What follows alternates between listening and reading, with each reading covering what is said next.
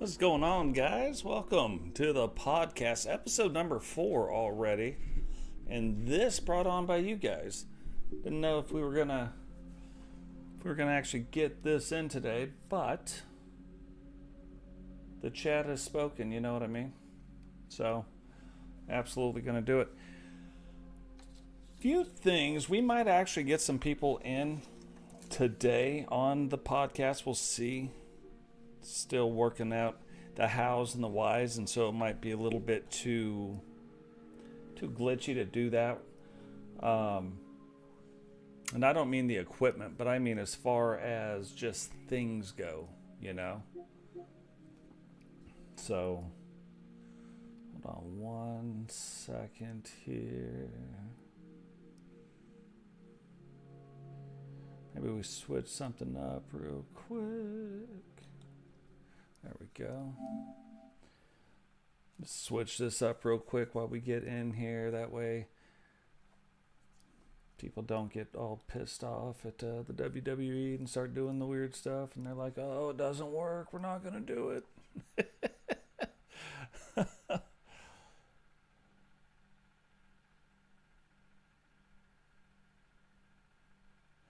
That's good to hear. What's going on, King Sam, up at the stream, brother? Temple, welcome to the stream. Eagle Star, of course. Welcome to the stream. Before we get in to really talking about my favorite storyline, which this has been brought up and it's been asked a bunch of different ways, we're going to talk about that. But I just wanted to come in here real quick, and talk about the different levels of AI that go on. This is where it all starts, though, right here. You set this up for things to start a certain way. You start with the gameplay. Do you want the rope breaks on? Do you want the mid-match stuff? Do you want the blood on? The subtitles? A lot of people have their own reasons for wanting it a certain way. Are we going to allow created superstars? The difficulty level. I've tried putting it on legend. I don't like it. It doesn't seem to work out right. So when I do the AI stuff, it goes off of hard. Weight detection, simulation. You go into the presentation. How do you want it to be done? We can completely change up how the cameras work, right? We can completely change that up altogether. I like it from the ramp camera. I like the ramp camera being on.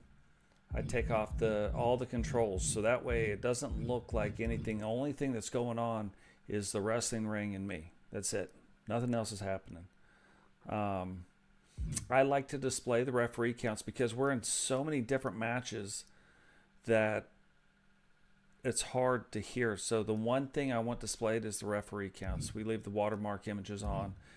Controller vibration off, doesn't really matter. Now we start getting into the things. This is where the magic starts happening. And if you guys want to go back and replay this, you absolutely can do it.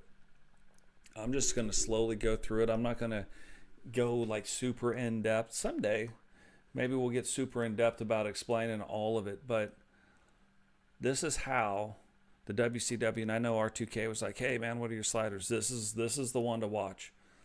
I'm going to show you all my sliders for everything, for every single thing we do. So we're going to see that. What is going on, Primetime? Welcome to the podcast, brother. Dubs, welcome to the podcast. But AI standing, strike reversal rate, grapple reversal rate, ground strike reversal rate, I turn that way down. The ground grapple, we turn it up a little bit. AI finisher reversal rate, you can see that's way up. That way when these guys hit their reversals, you're like, or hit their actual finishing move, like, it's close. It's either the end or it's really close. Foreign object reversal rate. You kind of hear Solo talk about this one too, and I like how he says it. If everybody was always reversing, and you see the level at which they reverse, you're like, what is going on? Like, why even go grab anything? Because it's just going to be reversed. So we turn that way down. Grab break or combo break or submission rate turned up. Dive rate. These guys dive anyway, right? But I just don't like seeing it all the time. So that is turned way down. I want them grappling more. I want them striking less, but you see it all the time. Even when you turn some of this stuff down, it'll go into the next level. This is just, if you're thinking about this, you just put it on. You just put it on.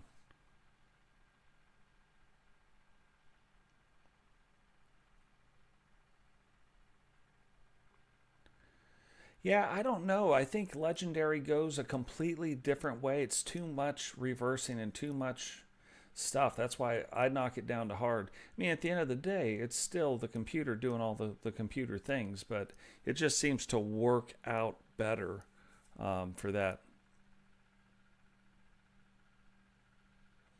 See, when you look at Lucha Libre, you look at the cruiserweights, you look at all those, like you asked one question and there's four.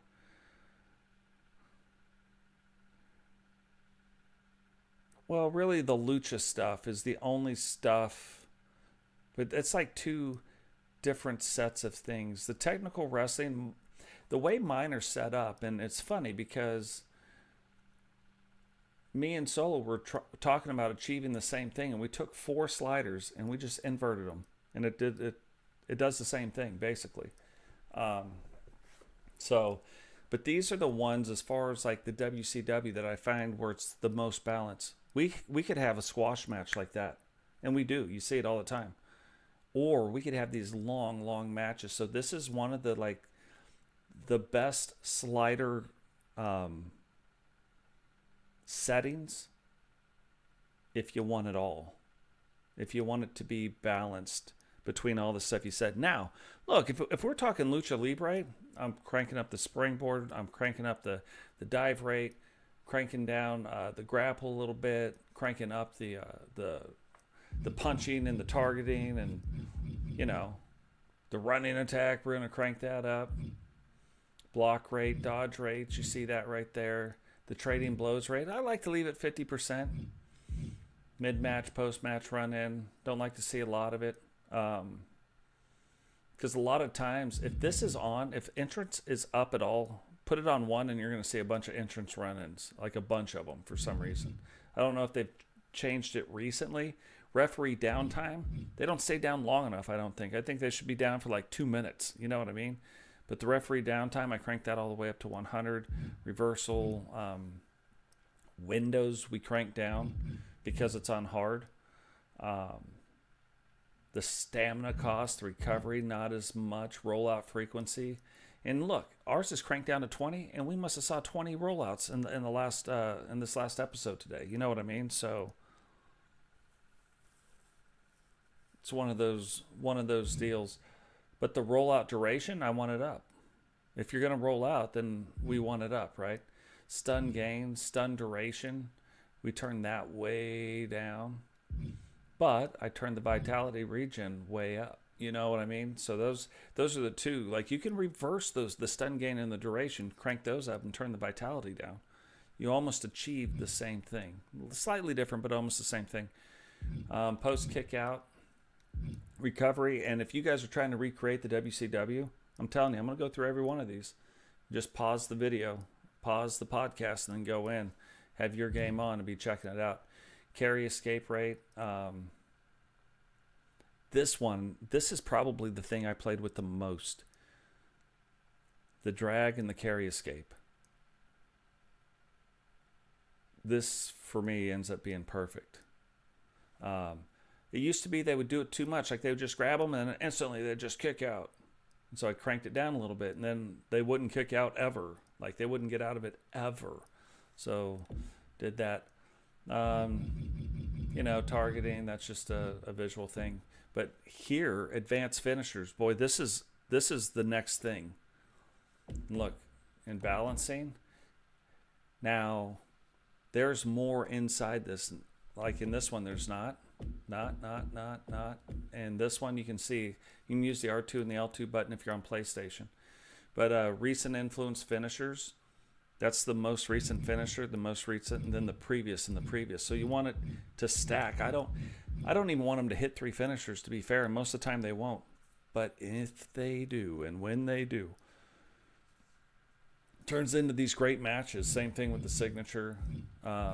finisher influence, all the way back to 3. Then you go into like the mini games, like the way things are timed, how the kickouts are going to be, difficulty in the kickouts.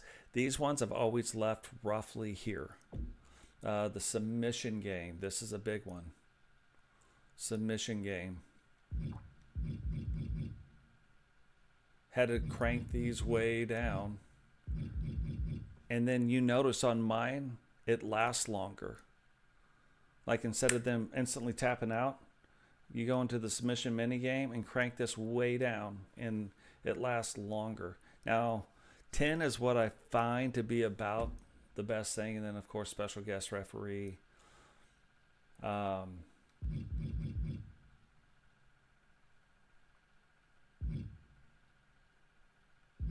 Really what I want to do with this, to be fair, is crank this way down.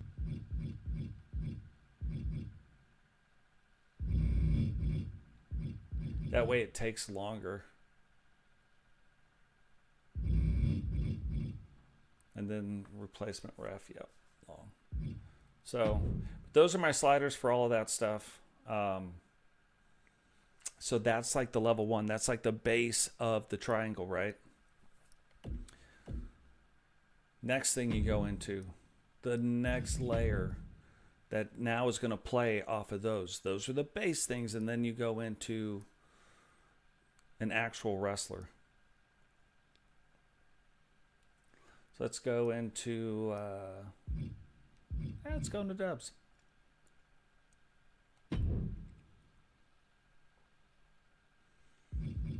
You come into dubs, you look dubs light heavyweight, 6 foot, 237. You get in here to the statistics. You see where the paybacks are. You have the attributes, which, yeah, attributes, that's like another kind of level of things, don't get me wrong. And if you look at most of the guys, depending on what it is, and everybody starts between 82 and 88, how we get there is different on every single wrestler. But the durability, he comes from Japan, so you have that durability. But then your pin escape, finisher, special, recovery, all that stuff is set at certain things. Because he's won a difference of 5 different titles, there's a residual effect, so you see it. But the pin escape always starts at 70.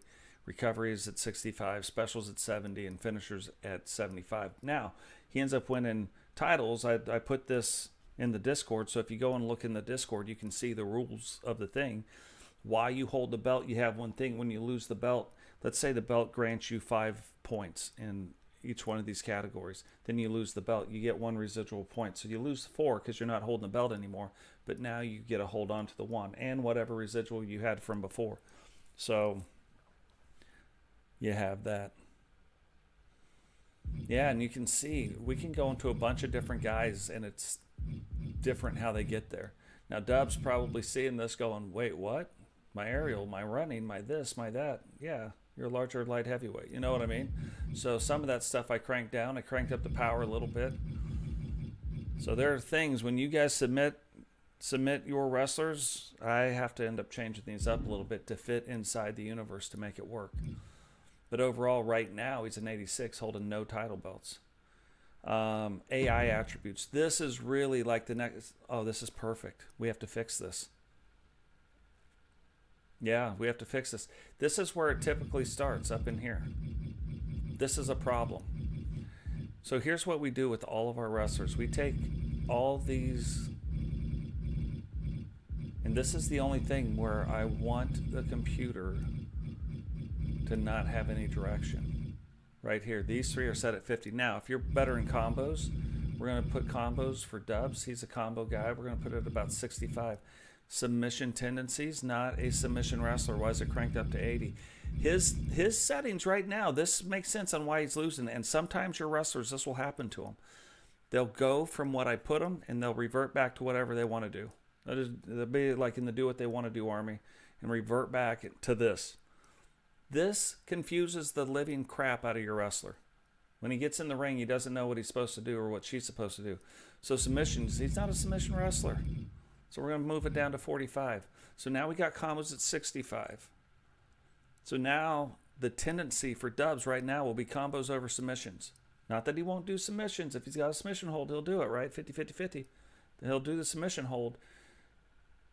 Now, because he's a light heavyweight, probably want his light strikes up higher, and I want his heavy strikes down lower. So we're going to move his heavy strikes down to about 55.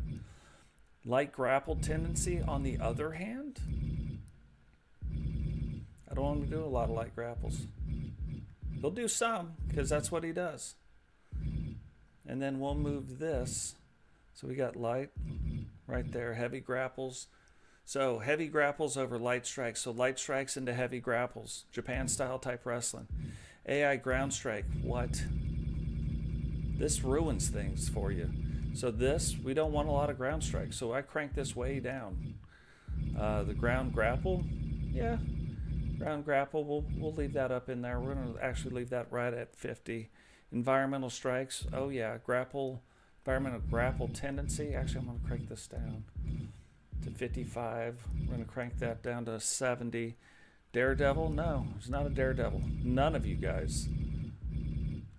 But he's a light heavyweight, so I usually have them around 15. The daredevil stuff, none of you. All of them. I don't care. Even my luchas, that's only about 10 because they're going to do it anyway.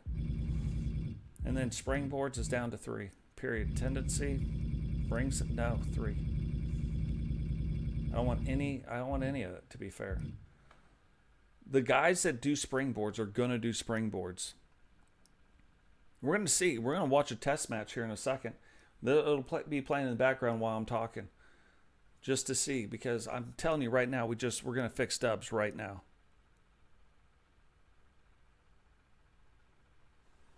Yeah, exactly. Solo knows. Solo does the same thing. But yeah, even ground strike's probably still up too high. I mean, you're right about that. It's probably about there. Limb targeting. Yeah, I mean, I think Dubs would target some limbs. Put that about 60. Running attack, again, the runners are going to run, and you see them, but everybody's is cranked way down. And you still see people taking off right at the start of the match. And I know their running attack tendencies at like 5. It's all of them are always below 20. Blocking, now he's a light heavyweight, right? So we're going to leave that about 50, but dodging, we want dodging up to about 65. Weapon usage, yes please. Japan guy, right? He's a Japan guy. We're going to get that up about 60. Table usage, we're just going to crank up. Me and Solo were talking about this, to be fair, too. Possum pin and attack. Maybe, but not at 81. Look, here's the problem. You have possum pin and attack. You have instant recovery. You have escape. These are 3 things that go hand in hand. All of them, 81%. How does the computer know what it's supposed to do? It doesn't. It has no idea what it's supposed to do. So we crank that down. Now we want Dubs. Dubs is sneaky. We want Dubs to be a little bit of sneaky.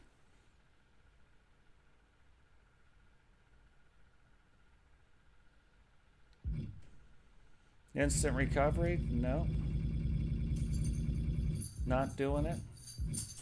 Ring escape? Oh, look at the Bark Squad's fixing to do its thing. Ring escape tendency? Yeah. Yep. Dubs wants to get on the outside. And then the pin combo thing, yeah, but you can crank that like seriously. That if it's a move, it's gonna do it. So we'll leave that about 55%. So that's really like the level 2. You have the ratings, right? But I don't think that's AI type attributes. They're ratings. Now you go in to number 3. Personal information, come in here. Personality traits. If you look at these, this is the problem. If you've got, what's going on, JP? Well, I'm streaming, brother.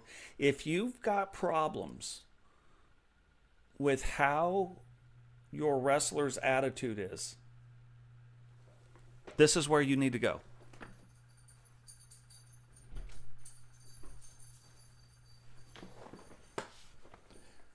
Do you think, like, just like I did for a long time, You think when you read these things, oh, egotistical, that's a negative trait because it's in red.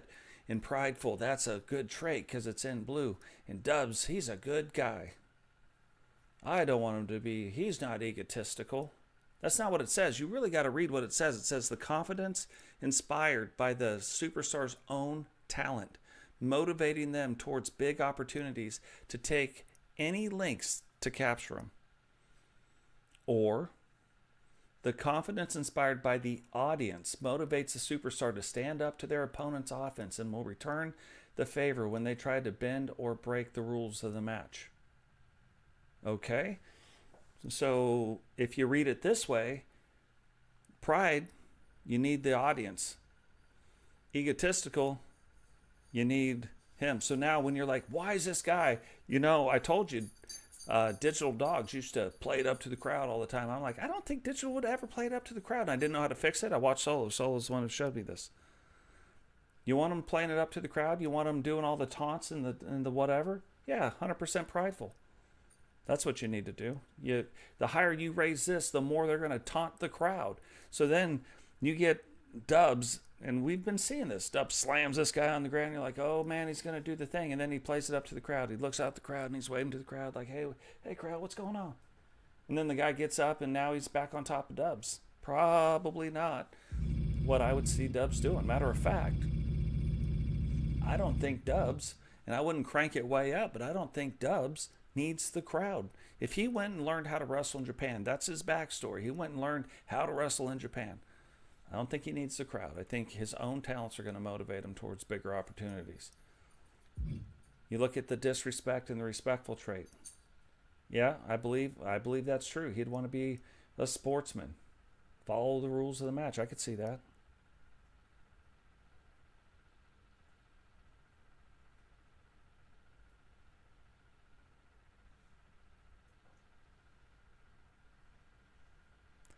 Yeah, exactly. Exactly what Solo's saying right there.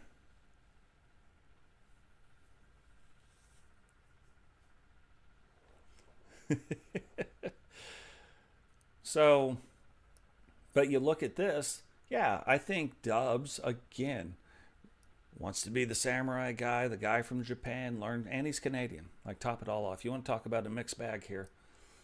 So the one thing he's going to do, more than anything, probably offer you a donut and be respectful. It's just the way. So I don't think he needs to lean on anybody, but I think he is going to be respectful. So I could see that. I might crank this down a little bit, but I could see that. This is another one that I just hate, like the way it's worded. Desperate and perseverant. Determination to survive, overcome adversity drives a superstar to withstand offense that would put others down for the 3 count, right? The motivation to win at any cost. If you say winning is winning, desperate. It's not the best word, to be fair, but desperate will resort to underhanded offense when they find themselves at a disadvantage in order to secure victory. Perseverance, though. I could see it. I could see that with Dubs. Treacherous. The selflessness of a superstar pushes them to abandon or turn on their teammates. I don't think Dubs would do that. I think the loyal, that's kind of... You kind of see that a little bit. Camaraderie reinforces the trust and motivation between tag team partners. He is in a tag team, so this would probably be a good thing if you're in a tag team. Now, you're a singles wrestler, probably be treacherous. Not that you're treacherous, but you're just not involved. Most of our singles wrestlers, I take this and I crank it way over to the other side on the treacherous side. Our tag team wrestlers, or the guys like on the fence a little bit, he gets moved down. We're almost to my favorite one. Cowardly and bold. The determination to confront adversity pushes a superstar to face challenges and take on odds not in his favor. The fear of defeat and loss makes a superstar likely to break down against challenges and avoid a definitive defeat. Again, this goes back. So if you're like win at any cost, cowardly probably needs to be in one of those traits. Bold is one thing, but cowardly is another thing. You know what I mean? Aggressiveness. So you look at it, this is my favorite one. You look at aggressive and you look at disciplined. And this almost comes when you're aggressive, you start really pushing the boundaries or doing the things. But the other thing you do, and I say it right in the game when it's happening, I'm like, oh, showing a lot of discipline. This is what I'm talking about. When your guy gets thrown out of the ring, this is where it shows up the biggest. Yeah, there'll be some top rope stuff and some other stuff, but this shows up the biggest. Is your guy going to chase him outside the ring, or is he going to do whatever he does, sees what he's doing outside the ring, then he stays disciplined. He stays inside the ring to maintain the advantage that he has right now. You're inside the ring. That guy's got to come in the ring, and now you maintain the advantage. He rolls in the ring. You pounce on him. Right here, aggressive. You're going outside the ring and going after him. The way this is set up right now, you're outside the ring. If it was over here 52, you're probably staying in the ring. Now, in the 50s, yeah, it might be a little bit. Sometimes you may go out, but for the most part, you're staying in. But you crank up that discipline thing, you're not going outside the ring. Like, you'll do things. If you end up outside the ring and you turn around, you bam, you get them on the ground, then you'll jump right back in the ring. What's going on, Matt Storm on the stream, brother? Solo on another level today. Yeah, I appreciate that, brother. Hey, I hope you're streaming. Are you streaming tonight? I hope so. Man, there's so many really good stories going on right now in Solo's universe. You guys got to check that out. So many. It's crazy. So, level 3, right? This was level 3. We saw the base.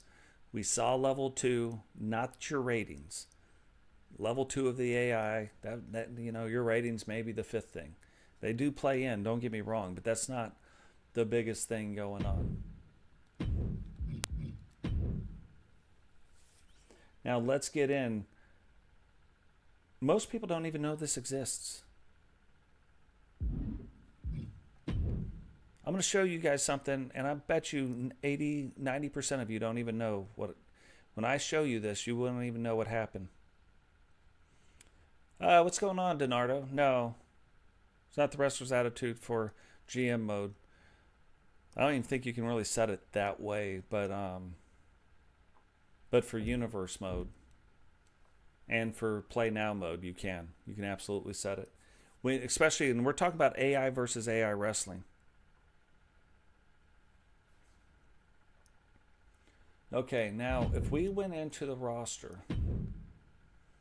and you go into, since we're doing dubs, let's just stay with dubs so we can see. And I think I changed dubs today. He's one of the people I selected to mess with. This is level 4. Hit point ratio. So you get in here and you look at the head and the body. Everybody's starts out here. That's where everybody's is at. Right there. But maybe you're weak at the legs thing. Maybe your arms, like you might be susceptible to that. Maybe your head takes a little bit more damage. Maybe you can take more body blows than the other guy. You start playing into that, and we started really digging into that today. I messed with it a little bit before, but today we really started digging in, and you could see it in some of the matches where it really came out. But you go in, like most people, Andre Chase. Oh, they messed around with his a little bit too, said he had some head. That's straight out of the game. Let's look at Andre the Giant. Look at that. Little more susceptible to the head damage, but your body, you're not doing nothing to his body. Arms, legs, yeah, you got all that stuff. We look at Angel, and this is where they're all set at 4,000 right down the line. Like it doesn't go about 4,000 points. Like you could take it all the way down. 6 is as low as you can go. 220 is as high as you could go. If you wanted to do something like that, like, hey, you could hit him in the body, the arms, the legs, you could take him out pretty quick, but his head, not having it. But that's the 4th level of the sliders right there.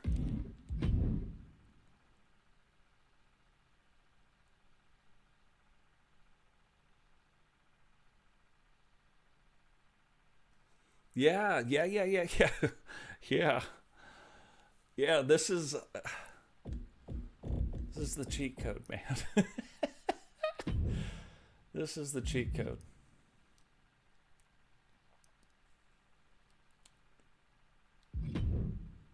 Yeah. It's funny too, like you go into totes, like it's not an accident. You know what I mean? Like the hard head style, that's a thing.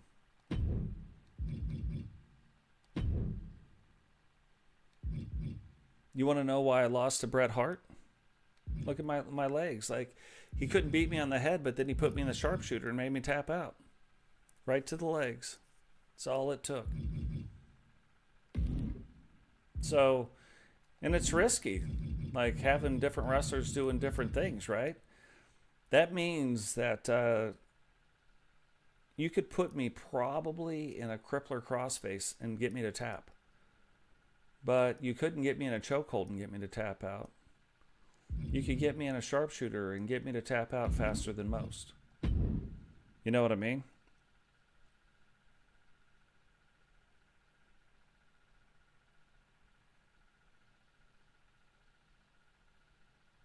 Yeah, no, absolutely on another level. So those are the 4 levels of the sliders.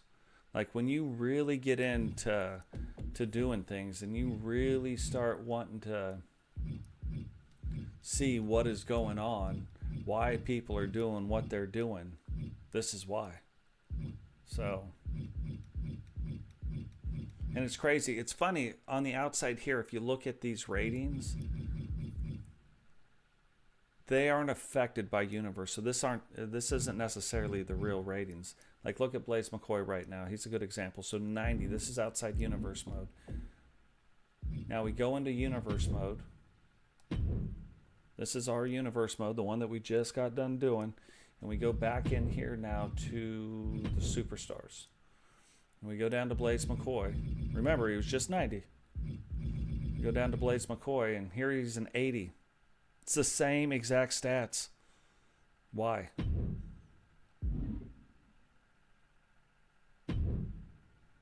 Here's why. Right here. Status effect. For the next 8 weeks. 8.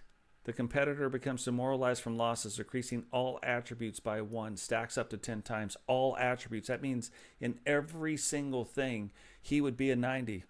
The way he is set up right now. But because of the losses that have stacked up, for the next 8 weeks, he is now at an 80. But outside universe mode, I just showed you, it was at 90. I didn't change anything. Hey, what's going on, Effie? Welcome to the stream. So, what's going on, Jamar? Welcome to the stream, brother. Raymond, what is happening? Yeah, sneaking in. Solo's talking about nerding out, and then I was nerding out a little bit too. That's one thing. Here's the next little thing. If you guys are making your wrestlers, I know Raymond's making his wrestler right now. Just one other little thing. When you go into your movesets,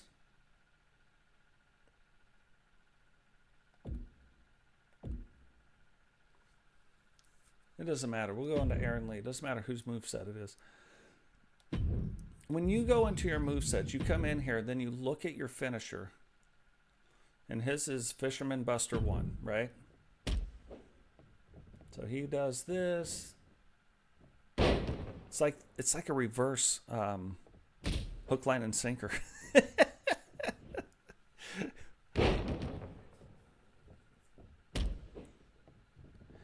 Fisherman Buster, reverse hook, line, and sinker. That's what I should call it. No joke. So, but you look at this move. So for his move, I hope this is wrong. I hope I've got this set up wrong too. He's got red on the body damage. He's got yellow on the head, right? And in my universe, you've got one finisher. Very few people have 2. And if they have 2, it's usually you have this, and then you have maybe you have a submission. Or if your finishing move is off the top rope, you obviously have to have something more like outside the ring. But very few people have them off the top rope, and that's why. Then you go in here to your signature move. I hope this is wrong. And it is. Oh, it is wrong. Now, probably put this on because, look, the one thing that's right is that this has red body damage, which red body damage works in conjunction now with your finishing move, which has red body damage. Why would you have red like head or leg or arm for your setup? Like you're trying to set up your finishing move and then you change it to where it's not attacking the thing that your finishing move is going to attack. It's not the best way to do business. Here's the problem with this, and it's not that you can't have this move. We can have a bridging butterfly suplex somewhere else, but here, what we need is something without a pin in that position. Like this. Well, okay, now I've got a thing. There's no pin because it's a submission, but it's attacking the arms. Why would I do that? So usually what I do is I come in here. I know I need body damage. I don't want it to be an abdominal stretch. I don't want it to be any kind of submission. That's a power submission move, right? I don't want that. Now here we go. Now the problem is this guy, I want it to be semi-realistic. Is he going to pick up a big guy and do that? He will. He will if you let him. And that'll be a problem because this is his setup move for his finisher. Now there's one, and look at that. Oh, that would be so cool. If his finisher was from behind, we would do that, right? That's a dumb move. We're not doing that. Now, this move, perfect. It's got yellow head. It's got the red. That's just a bonus. As long as it's got the red body damage, that's attacking the thing that I need it to attack. But again, he's a light heavyweight. Is he going to be picking up these big guys? Now, maybe he's not fighting a bunch of big guys, but I just kind of want it to be a little more realistic. Is it something he could do? Like, see, it's not just picking him up, but that takes too long. That's a submission move. We don't want that. That's a pinning combination.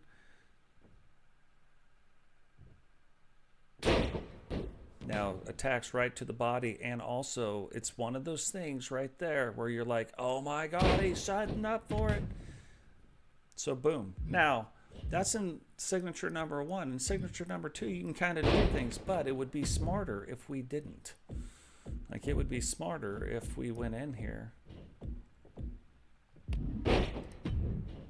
and made most of our signature moves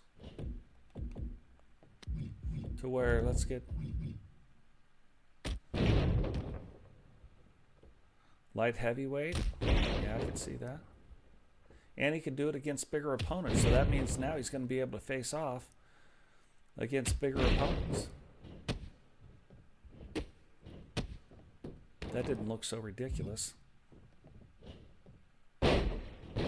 See a big guy? It would crush him. Too long?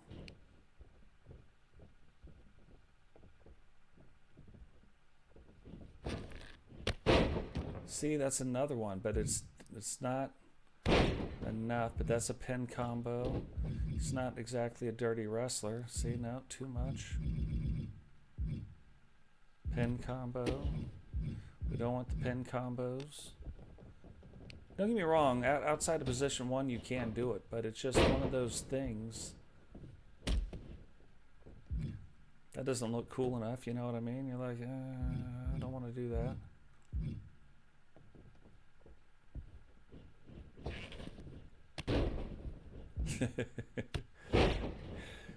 And that's an easy one right there. The clotheslines, not the pin combo. Yeah, I could see that. So maybe we just give him that for right now. We check his other one. Again, he's got this bridging butterfly suplex. No, we don't want to do that.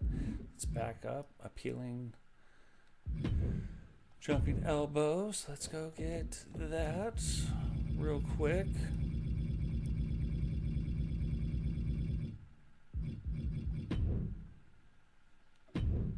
And now, see, I only do 2, maybe 3 signature moves. That's why when I see your signatures happen, Bam, we're right back into it. Now, if I really wanted him to have that move, I could go back in here to the standing thing, go into the front, go in. It's kind of a heavy grapple type move, and I could go in and I could just pick something in here.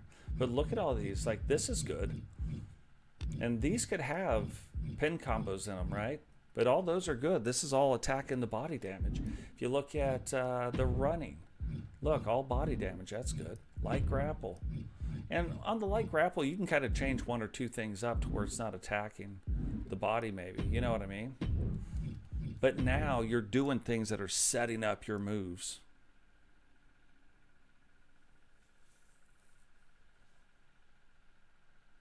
So, and that's the important thing. When you're doing your thing and you're setting up your stuff, that's what you want to do. So, absolutely cool. Yeah. The triple butterfly, the tripletta. I love it. Yeah, Solo took a move that, like, maybe it wasn't so cool and has actually kind of made it cool. So he's taken a move that nobody would use as a finishing move and then used it as one. I kind of wanted to do the same thing with where I catch the arm. I like the rock bottom, but I didn't want anybody to have the rock bottom. If he's got it now, but she's the only one that's I've ever let have it. So, but it's very similar. Like, you catch the thing and then bam, you bring him back. Kind of a different move. You don't see a lot of people doing it. So, you know, it's just one of those things. Then I called it the extraction. If you guys ever played the Division, you know what I'm talking about. So, but yeah, no, super cool. So when you guys are looking to Mastercraft cause, this is the kind of stuff that we start talking about. First, you got to look at your sliders. How do you want your game to play? Set the base, then go in. And as you're creating your wrestlers, you got to remember, this is where my sliders are. This guy, if I'm creating this, and if he set up a great channel inside our Discord that kind of goes through and you kind of character play it out. If you want to create a character and you're trying to create the look and the attitude and the whole thing, it'd be good to kind of write out a little backstory like, hey, this is a guy. You know, we were talking about Andrew Dubbs a lot today, but this is a guy and this is what he does and this is how he does it. And so now I'm setting up his wrestler. Now you know what to do. If I had to switch something, I already know what his thing is. So set up really well. But that's how you go through and kind of craft that up to do your things. Like, we just made Anita here recently. We made a lot of people just switched up Agent Destin, had the long hair and the mask no longer. So that's interesting. But we'll watch, now that we switch those two guys up, the next thing I do when I switch two people up is we come in here, you guys will get a little, you never seen this one either. You guys want a little sneak peek at the Revenge Arena? So we get in here, we'll put it on an Extreme Rules match.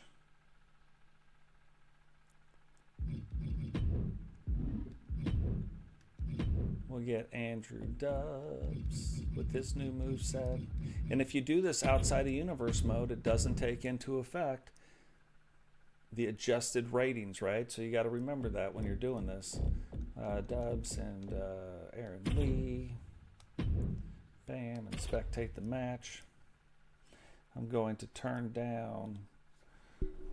We don't need to listen to the crowd reacting on the podcast, but it'll kind of be playing over on the side. Now, one of the other cool things, one of the things I really wanted to talk about is I keep getting asked, like, hey, what's your favorite storyline? Hey, is this, and this? Hey, how do you create a storyline? Blah, blah, blah, blah, blah. And it's a great question. But there are some storylines, and this just goes to show how much effort gets put into this. We're not just creating a match. Like, I'm not just, oh yeah, we did a match. I'm going to do Andrew Dubbs like we just did, right? Why would Andrew Dubbs be facing off against Aaron Lee? What is the purpose behind it? Are we starting a storyline? Are we not starting storylines? Are we finishing storylines? Did something happen? Like, all that plays into it, right? So right now, we go through and look at this.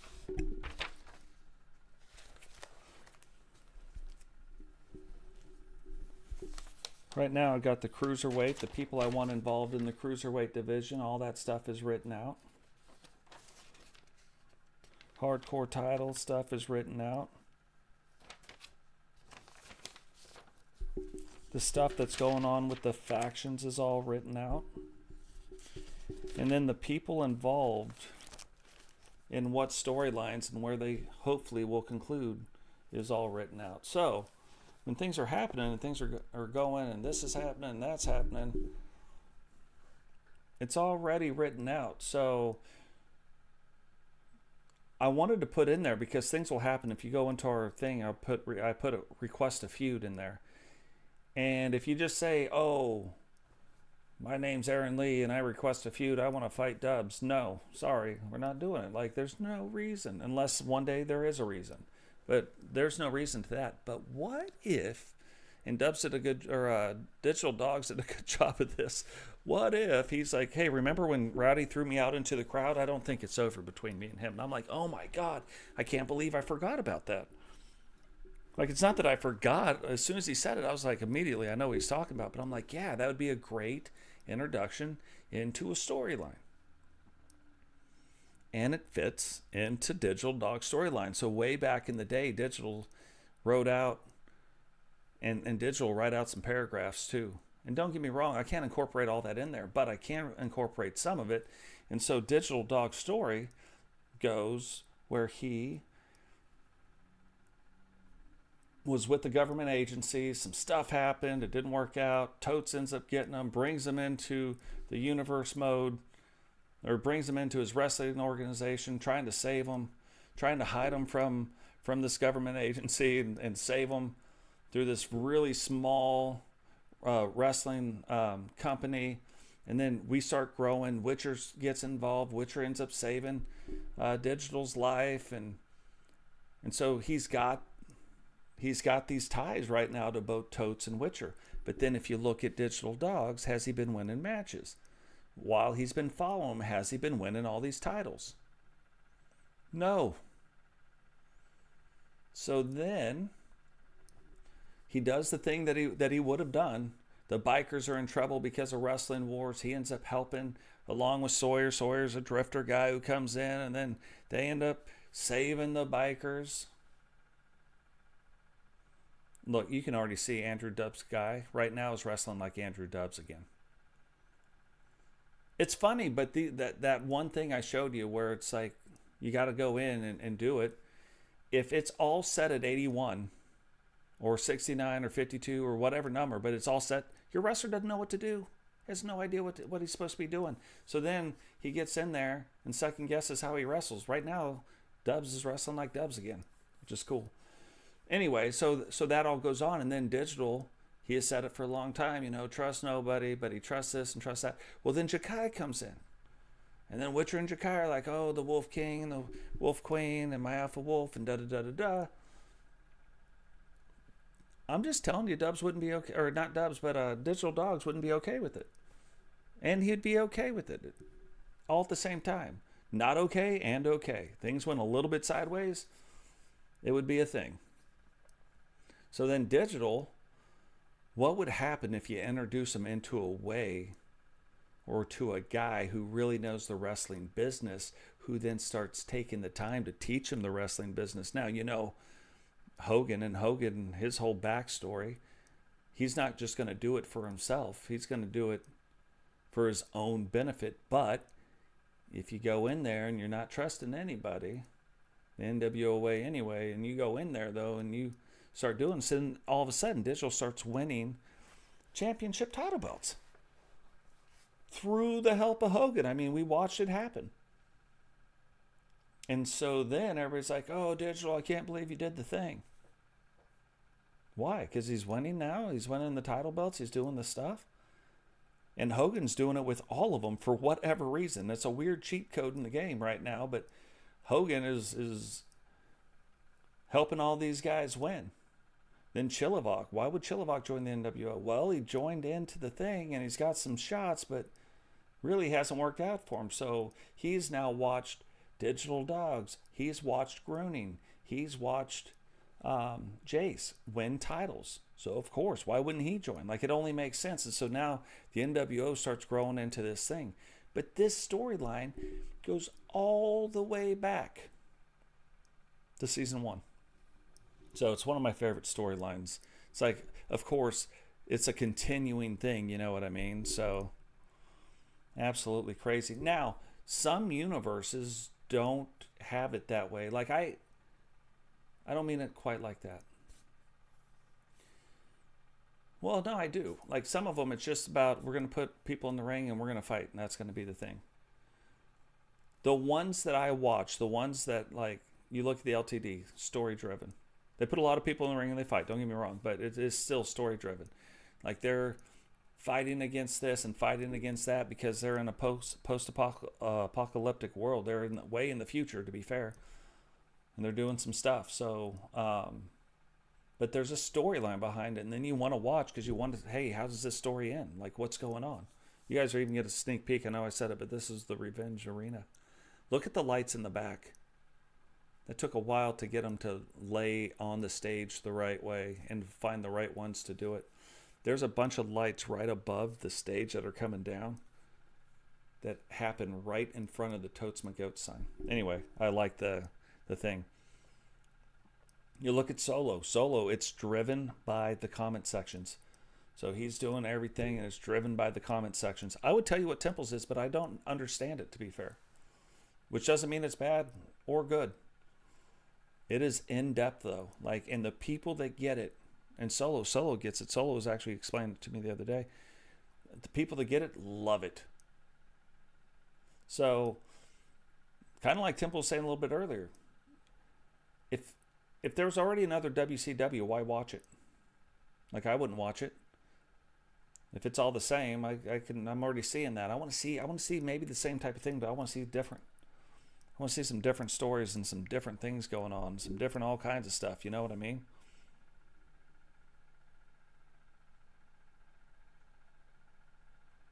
So, and that's why there's so many different things in the server. I have a CAW channel so people can get in there and take pictures of their CAW and put it in there. I have the storyline channel where people can get in and tell stories. You know, what's the back story to theirs? And you'll see it makes it into the thing. Unless it's too spicy. Like Monica's. We can't say a lot about the backstory. A little too spicy, right? So, but I still use that when we're going through and we're doing the announcing. So, yeah, I can't work it in the same way, but it's a way where you guys can work it in. I put it in the breaking news channel. That way we can say, you know, what some of the updates are with this guy and that guy. Like, we have a couple people hurt right now. And then I just found out, JP, you're not hurt anymore. Right after the show concluded, you got your release. So, JP, we'll be seeing a lot more JP again, which will be good. But that leads me in to this. And bones for years, that's right. But that leads me into this. So that's like the good side of the story. And it took Digital a long time. Digital did a thing where all of a sudden he wanted to be a big guy like Kane. And when I released him out, he's a light heavyweight. And I didn't need a big guy. Matter of fact, if you guys haven't noticed, season 8 or 6, I've been thinning out the big guy herd. Moving them down to more of the tweeners. But you can't just do it overnight. So it's some stuff that's been happening a lot more slowly. But how many big guys were in wrestling at one time? I mean, there was no more than 4 big guys. Like really big guys like that. You know what I mean? Ever in a WWE or WCW at one time. Not in the same way. And look, instantly, Andrew Dubs is winning. So by changing the attitude, by letting this guy know, like, this is how you're supposed to wrestle, this is your style of wrestling, this lines up with your moveset, this lines up with the sliders in the universe, this lines up with the hit point ratios, this lines up with all the stuff, you know what you're doing now, it all comes together, you start winning. Now, you're not going to win every match, obviously. But I had this big storyline going with Ken Shawn and Brooklyn Jokers, and it was leading up to NWO Sold Out. And then I had to delete Ken Shan's character because he said he was ready. And then it turns out, because of some knee pads, he wasn't. And so the storyline kind of dies out. Now it's hard to get it rolling again because we have so many stories going on right now. So many things. We had Andrew Dubbs leave the syndicate, so him and Musashi, they form a tag team. What is that going to end up being? Don't know. The New Blood, they all start going their separate ways and doing their own thing. What's that going to be? Don't know. I know. But I'm just saying, that's going on. Agent Destined. So now it looks like these two guys were tag teams, but it looks like maybe they're going their own ways. Like, we don't know. The Wolfpack now starting to form. We have the women's division. Always things going on in the women's division. Angel trying to get back on track. Haven't seen a lot from Angela T. Anita T was trying to win that hardcore title. Maybe hardcore. Maybe that's not her type of a deal. You know what I mean? Who knows? But you see a lot of the wrestlers in here. And again, we have 99 created wrestlers plus a few other wrestlers that are in these slots. We have 104 people in the WCW. So are we all going to see them all the time? No, we haven't been seeing Totes actually for a while until the match today. Or he's defending those the tag team titles. But so we're not going to get to see a lot of people all the time.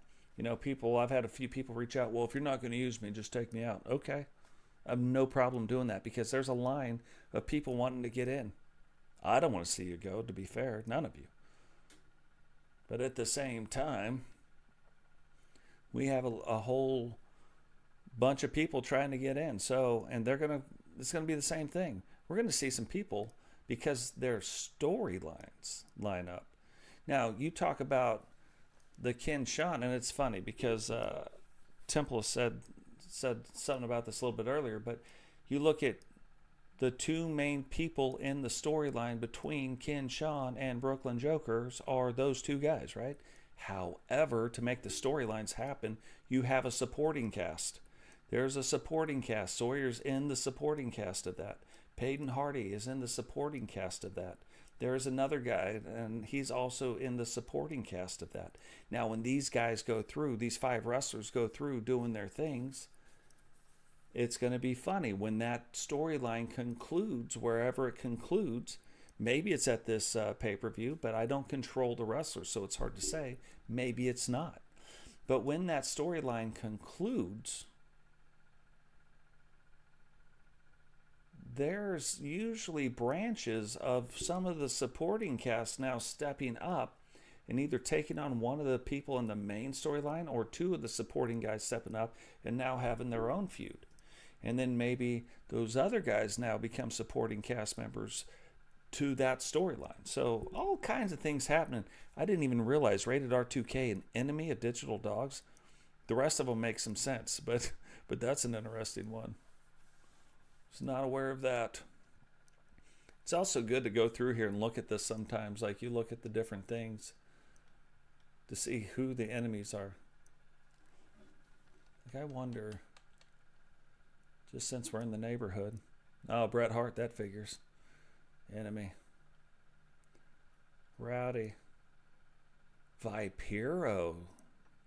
Wouldn't have guessed that. R2K. Digital, he's the only one.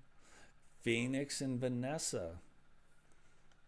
That's interesting. Monica Monroe, an ally with Tammy. That's interesting. Did not realize that. The game does this thing. Knew that one. Enemies, repping Tia Witcher and Judge Julie Justice. Shilovak, enemies with, I wouldn't want to be enemies with Paul the Thing, I'm telling you right now. But so all these like little things happen, and they happen that way. So when it happened where he's like, upload a new character, and typically I won't do it, but it made sense for the story and I was so excited, but then it didn't happen. And then all of a sudden, now trying to get the story back off the ground isn't because there's too many other bigger stories. Like if he's saying right now, give the people, you got to give the booker what they want to see. You got to give the audience what they want to see. Give the booker a reason to book you. Well, when things happen and you willingly left the show for a second while we were trying to figure that out, sometimes even 2 or 3 shows. Like, it's moving on. The show's moving on. I don't control how fast or slow these storylines go. And by your guys' interactions inside the chat also drives it a little bit too. Now, if you guys are all over the place, like there's a few of you that like 1 second we're doing this, the next second you want to do this, the next, oh, no, now the very next show you want to be over here. No. I'll stop listening, to be fair. Like, it's too much. If you guys see, we tell stories over the long haul. Now, there's some shorter stories and some medium and some longer stories, but sometimes, like, it's all about this one thing, and then that's now, but now it's got to be this, and now it's got to be that. And no, it doesn't. It's not going to be any of it. These stories are going to get told how the stories get told. I used to try to do it all. It's way too herky-jerky. You know what I mean? Like, things will happen in this game organically. How they happen, that is for sure. I have learned that. So you got to kind of go with the punches. And then really, if you're trying to push an idea or a story, push it like, man, that just happened in the thing. And now, you know, this, not, oh, I just ordered strawberry ice cream and now I'm eating vanilla ice cream. Like, in the next scene, you know what I mean? You're like, wait, why? That you just ordered the strawberry ice cream. Why are you eating vanilla all of a sudden? Like, that doesn't make any sense. Actually, you're not really all over the place at all, JP.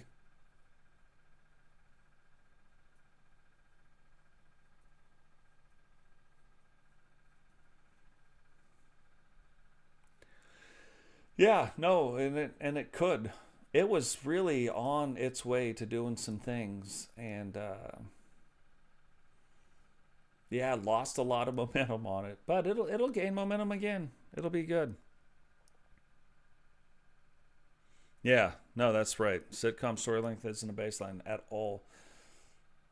The baseline, to be fair, is 7 episodes. Every 7 episodes, roughly, until we're in Wrestle Wars and stuff like that. Then it gets all jacked up. But I think we've got a better way to do that next year. So when the next game comes out and we do our Wrestle War 2, we'll do it a lot differently. I think it'll be better.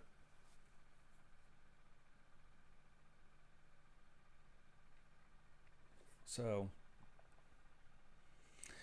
yeah, Totes has missed 7 shows and 10 shows. Like, like it's just right now.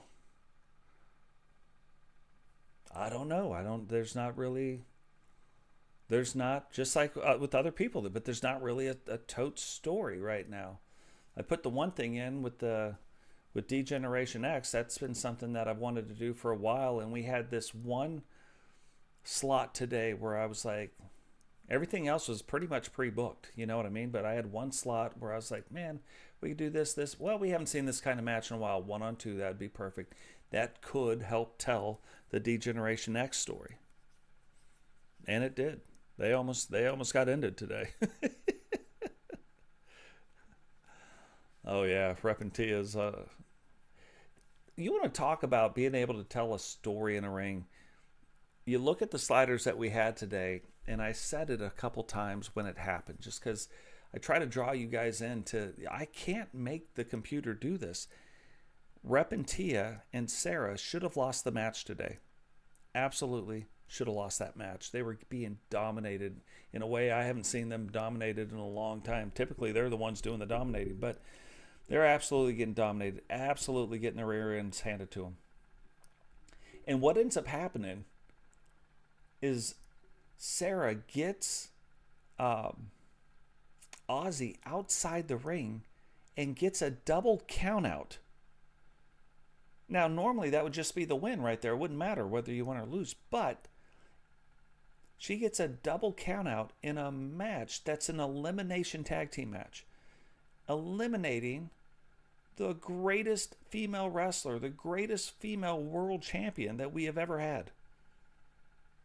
Eliminates her, gets her out of the match.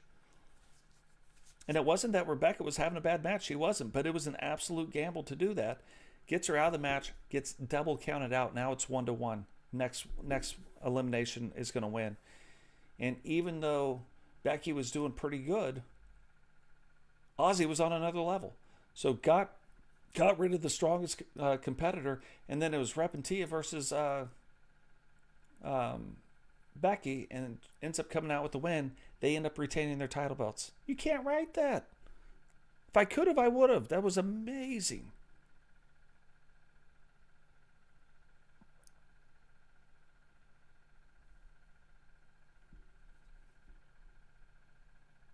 Absolutely amazing. Yeah, and it's funny because I don't know, you keep talking about the Sawyer, Kinshawn, and Brooklyn Jokers, and really Peyton Hardy and another guy. I don't know how that story ends. At the time, it was going to end a certain way. I don't know how that story ends now. I don't know how most of the stories end, to be fair. I just write the stories. Like, these two guys or girls are going to be doing this, da, da, da, da, da. They got the issue. And you can see when it naturally comes into an ending. Right now, it's the problem. Here's a booking problem.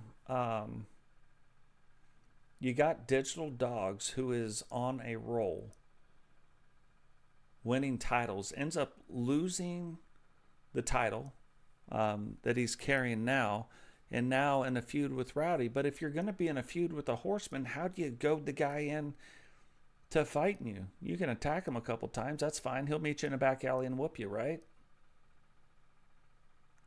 What do you have to lure him in? Now, he took the belt, and it was a big gamble. Parlayed that one, the Universal title, to get Sentinel in the main event.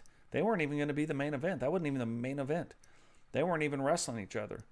The main event was actually going to be Jay Savage versus Bret Hart for the Universal title. But because now we got a double title, the Universal and the WCW World title on the line, they end up, getting in that main event and going that way. It didn't work out for him. But how does he goad Rowdy back into getting back in the ring? Like, what's on the line? Horsemen always want things on the line. If you've ever noticed, if you call out a Horseman, you better have something to otherwise he's like, why would I come out there and fight you? I don't need to. And we've stayed true to that for the most part.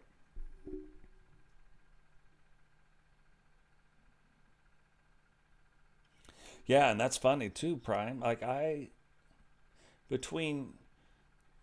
so funny that you guys came in at the same time, but between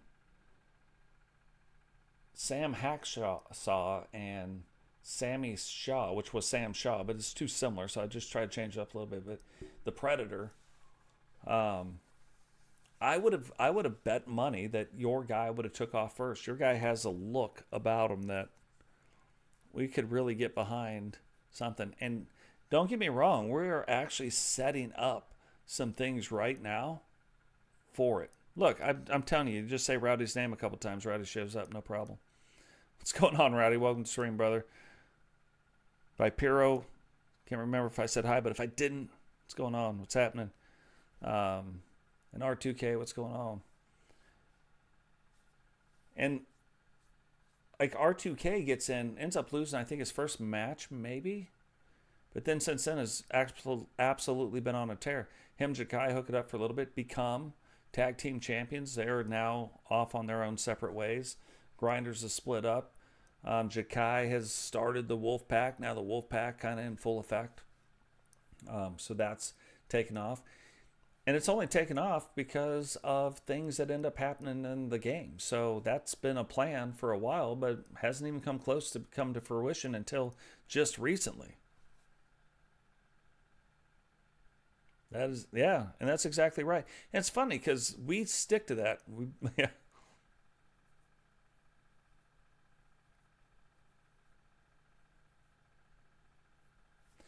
So yeah, it's funny things with these factions, the way they're setting up is actually setting up a pretty interesting storyline for the Predator as well. So it'll be interesting to see what happens with that and how that goes. Might even bring on a new look.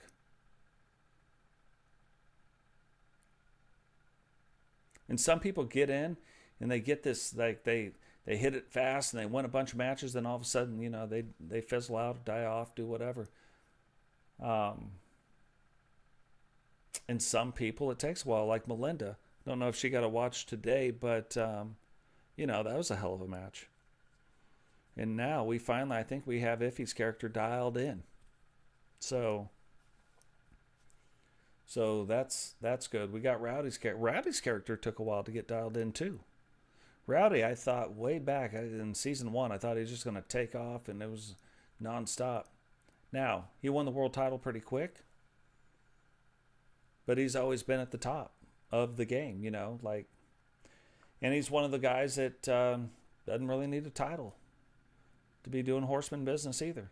But that's still what they go after, so just kind of funny the way it all works out. But yeah, hey, R2K, you really, I did it for you. If you go back to the beginning of this stream and watch from the beginning, I laid out all 4 levels of the sliders. So all you have to do is watch it and kind of pause it, take what you want to take from it, use how you want to use it. But you can pause it and then, set your sliders up the same way.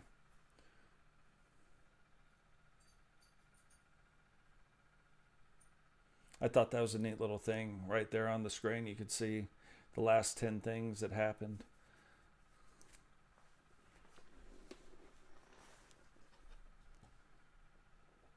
Solo, King Sam, Solo, Digital, Devin, Digital, Rowdy, King Sam.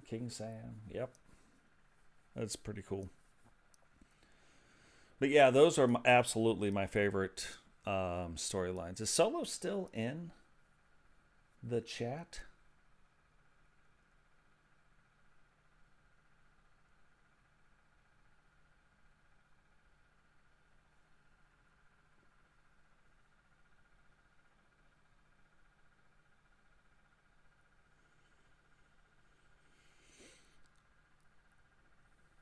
Now, I think what we'll do, at least we can try it. We can see if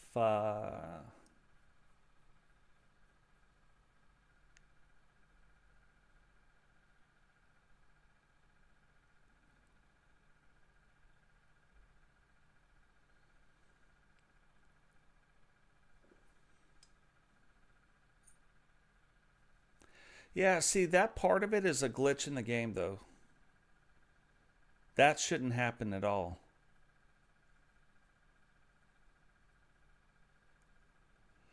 Like when you hit one of your moves and then your guy just stands there. We saw it today.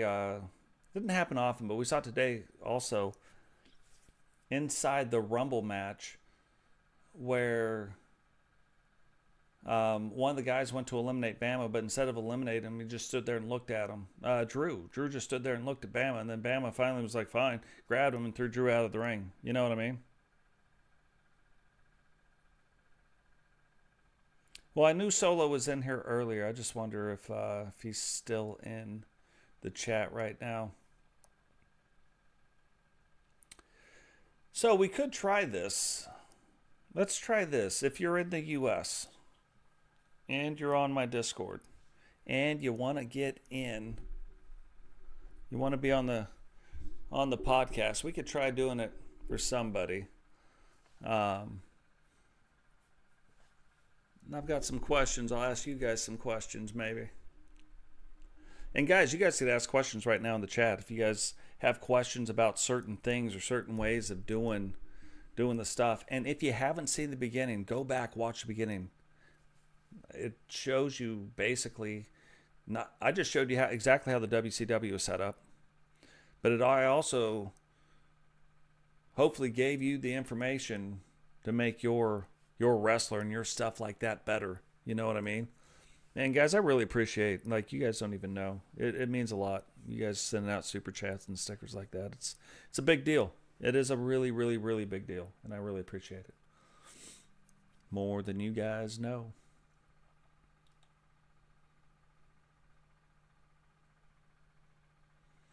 It's so fun. It's so funny you say that, R2K. You're about this close. You were about this close at one point. And it's not over, but I'm just saying, there's some other storylines that have been happening. It just hasn't gone the way yet. But long-term storytelling, yeah, that could be on the horizon.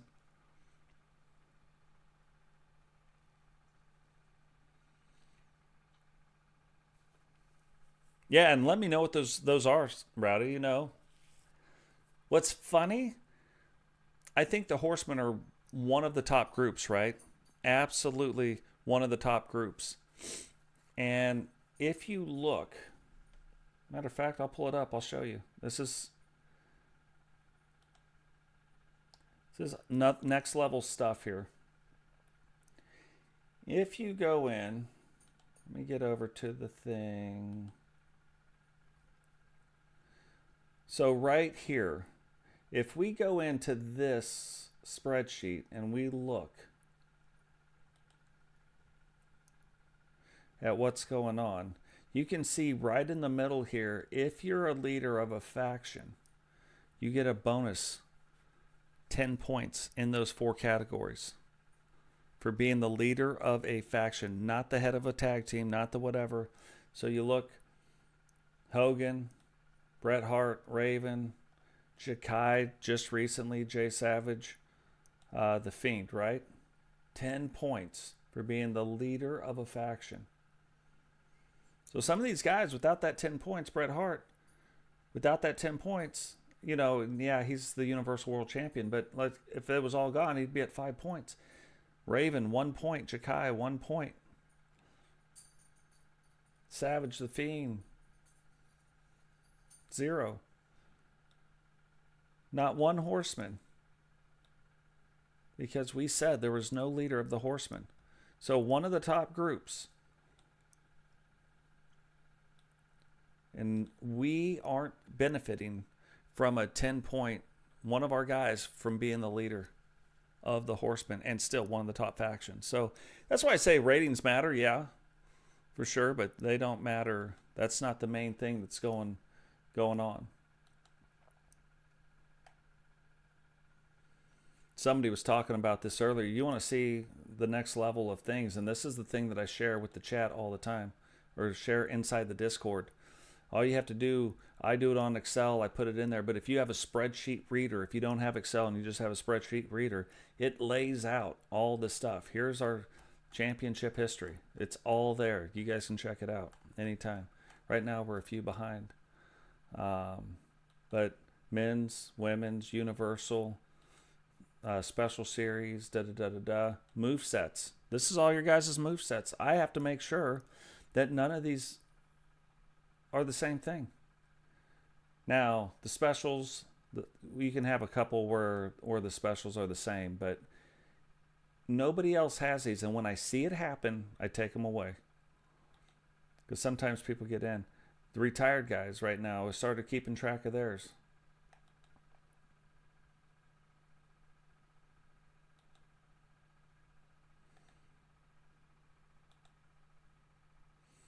That's for a future thing, but I track the roster. Who's active, inactive, who's signed to what kind of contracts, if they're signed, or were they released. I keep track of the ratings every month. I pop on there to see, and then see the movement of the people. Because again, it's done by the game. It's not done by me. What's crazy, this last one, look at this 60-point move. Brutus Walters, all of a sudden coming off that losing streak, winning some of the titles and doing some of the things. And then, of course, these are all the trackers that I've had made that I use. I print them out and then I handwrite them. And they go in the book.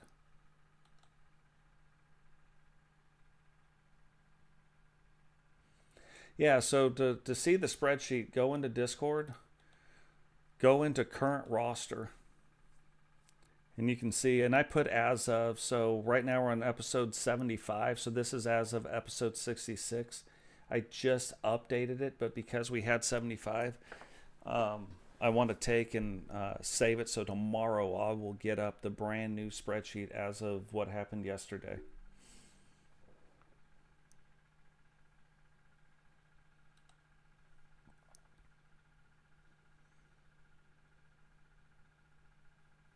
Yeah, no, that's another thing. Vipero's the same way. You know what's crazy? Like what's crazy about Vipero? Are we? Yeah, we're in universe. Okay, we go to Vipero right now. He was on a roll. I'm serious. I had Vipero, like I would have bet the farm on Vipero being the next world champion, and now he's got an even better look. But again, if we look at his stats, why are his stats where their stats are? 7 weeks at -9 points in every single category. Now, Vipero is one of the reasons too why I do this now. So I have these dark shows. Right now we have, you can see, Tuesday night, that's a dark show. And then Saturday night, that's a dark show. But I watch every one of them and I record them on the pieces of paper to see how people are doing in the dark matches to try to end these losing streaks earlier. Anybody who's on losing streaks are typically in the dark matches to get it turned around faster for them. Now, of course, they're facing other people that are in losing streaks, so only half the people are coming out of them. But still, we try to do that. That way we can get that rolling. You know what I mean? Yeah, I don't think people know how much of the effort goes into it. You know what? There's one other thing I didn't show you on that spreadsheet. Just weird. Hold on, let me see. Okay, we're still on it. That's only one spreadsheet I've got.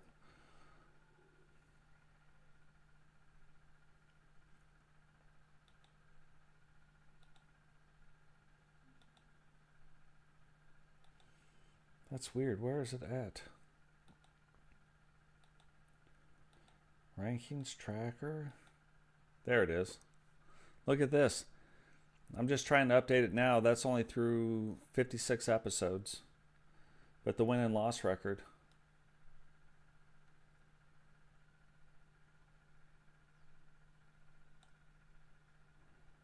And the percentage. And see, the reason why these percentages, for the most part, are lower is because you're talking about multi-man matches. There can be only one winner. Not really. Not for WCW. Really, it wasn't really until NXT where they really started making a real developmental brand. They had a developmental thing, like what was it called? Oklahoma something or other.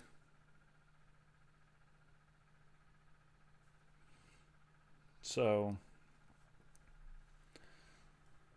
but yeah, the wins and loss records. So really trying to set that up. This is going to be the tag team, the women. That's going to be this. That's much harder to keep track of, guys, though. And I don't think even with a full-time job, with all the stuff I do track, that I can quite track all of that down. But yeah, OVW. There we go. Ohio Valley. Yep. Yeah, I talked about it. I kept talking about it and talking about it, but it just never. I could never make it work out because it would be one extra show that we would have to do, and then you look at the weeks that we have, that would be 4 shows. I have trouble right now with just 2 shows, you know what I mean? And then sometimes that 3rd show. So, however, I'm working on getting my real estate license, and when I get that, we're probably going to have Monday and Thursday night wrestling, and because I'm going to have to block it out and schedule to do that. So, but that's kind of what I'm using these dark shows for. It's the same thing. It's to use them as development. Our top tier guys, I took the minor shows off, so you can go in to here. Like Totes doesn't wrestle on minor shows because I don't need to. But you can turn them on or off. You know, you'd end up turning him off, and then he doesn't wrestle in NWO and Saturday night. I think Rowdy doesn't wrestle in minor shows. Let's look real quick. Rowdy. You come down here. Yeah, see, it's off. So you don't wrestle in the minor shows either. So there's some people that do and some people that don't. Now, Rowdy gets on a big losing streak. Guess what? Gonna be doing it. There's a bigger idea.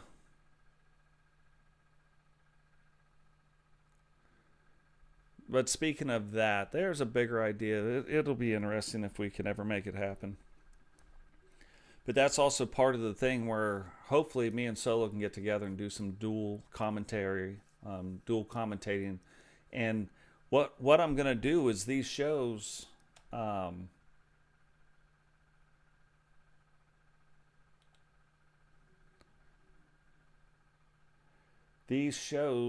on, getting back over here. But these shows here, like the Saturday night and those dark shows, maybe get some dual commentating and then make that like a members only stream. So when they do happen, maybe they happen once every couple weeks, probably on a weekend, like a Saturday, Sunday, something like that. And then it'll be members only. It won't advance the storylines. It'll just be another fun thing to do, because I want to bring more to the members as well, the people that have bought their memberships and have got the things. But it won't take away from the main thing of what we're doing. There won't be storylines. There won't be this and that. It'll still be the same people. I still tell interesting things about them. I commentate the way I commentate, you know what I mean? But it won't be quite that. So, well, guys, we have now hit it. We're running about an hour 30 on all these podcasts, so that is going to do it for us here today. Next time, and we could have another podcast actually very soon this week. And when we do that, I'm going to see if we can't get Solo back on and then start bringing some of you guys on. Really, I really want to hear from you guys. You know, I'm going to post the questions that I'm going to ask. I've got them all written out. That way you guys know. I don't want to be some like big surprise. Like, I didn't know you were going to ask me how I found out about the channel. You know what I mean? How I found out about the community. I want you guys to know that. Yeah, that's exactly right, Prime Time. Exactly right.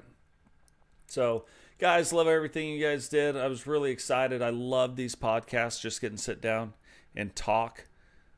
You know, like talk it out with all of you guys. I like showing you what it is so you can see what we're doing and how we're doing all the stuff. And then if you guys wanted to create like your own WCW at home, right there, I just gave you all the sliders. You'd be able to do it. Now, they changed slightly throughout the year, don't get me wrong, but as of right now, those are our sliders. And you guys got to see the sneak peek of our brand new pay-per-view. So the people that watch the podcast get to see the sneak peek of our brand new pay-per-view, Revenge Arena.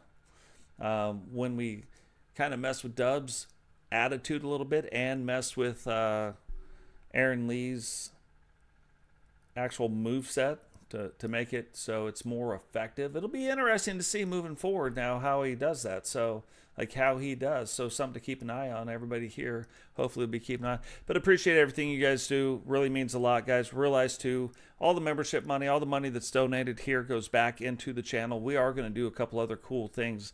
Working on getting my wife and me doing some reaction video stuff. It'll be interesting for you guys to see Mrs. Totes My Goats.